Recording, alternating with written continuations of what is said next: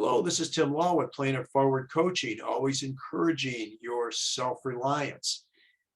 You can do amazing things in this country if you'll be a team player, go the extra mile, develop a skill, chase that with a solid work ethic.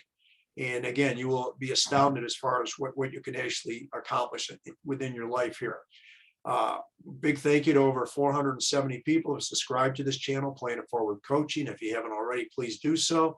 I have a very good friend of mine here that's going to talk a little bit about this blanket project that he's putting together. A good friend of mine, Pastor Matthew Best. So Matthew, take it away, please. Tell us about your church, your organization, your background. So let's go.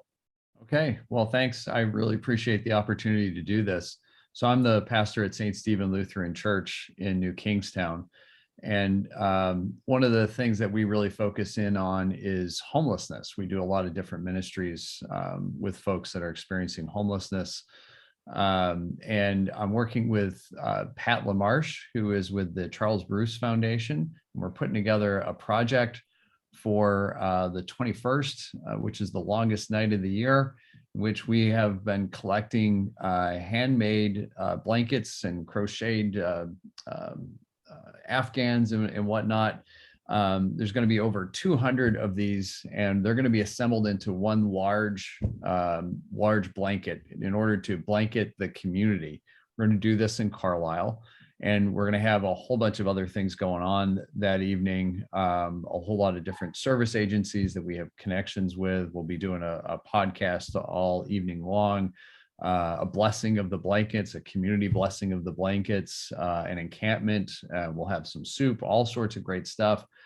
And really, there's been we've gotten a lot of attention for this because this is very much about making sure that people have an understanding that, homelessness is an issue.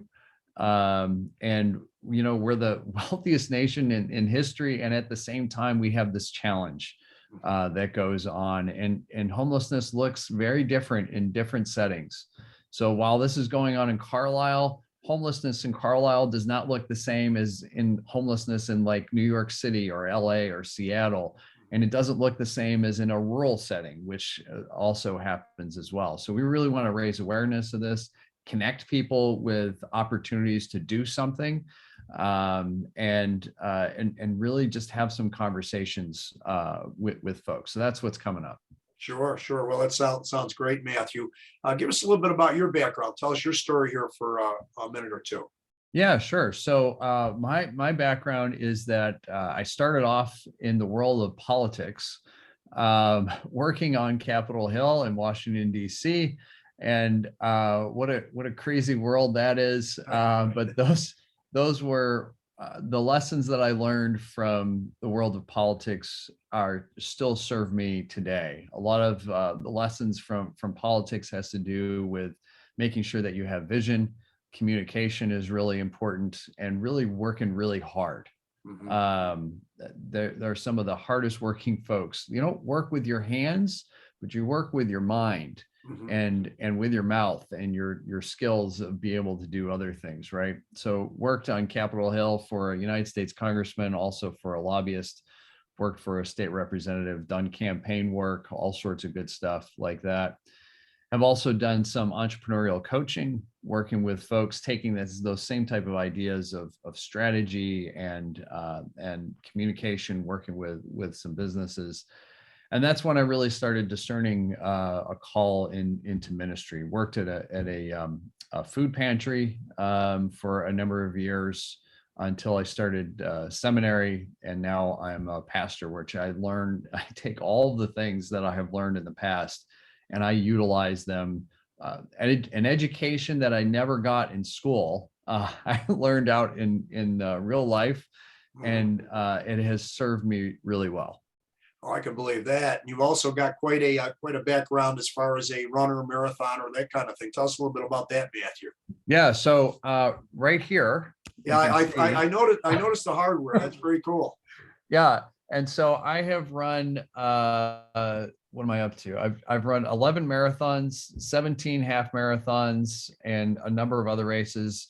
I just completed my 54th race. It was just a turkey trot for here in Carlisle. The last half marathon I did was this one. It was the Philadelphia half marathon. Uh-huh. And I'm 45 years old, and I finished it in an hour and 53 minutes. So I'm really happy about that. Wow. Wow. Running is such a wonderful blessing. And I know it's not everybody's cup of tea, and that's okay. But everybody, I tell everyone has their own version of a marathon or half marathon, something that they love, that they can do, that they can kind of, all the stress of the world can go away, Mm-hmm. and you can focus and you can learn. Every single one of those medals has a story to go with it.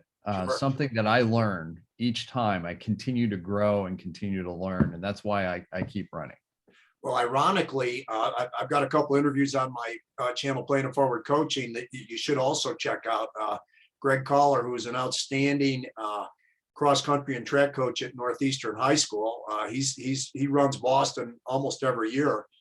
He's done a lot of marathons, and Pete Lobianco, his assistant, and then also just did one with Cole Perry. He's a high school senior there at Northeastern. Great kid.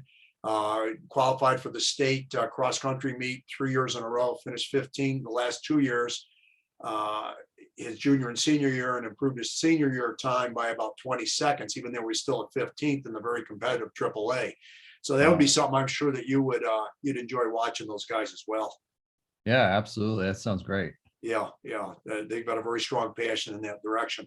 So, Matthew, what can we do here that would help? Obviously, we want to try to get you some exposure as far as the what you're doing with the blankets there and everything. If you want, we can do some contact information or whatever, kind of put it near the top of this. What would you suggest?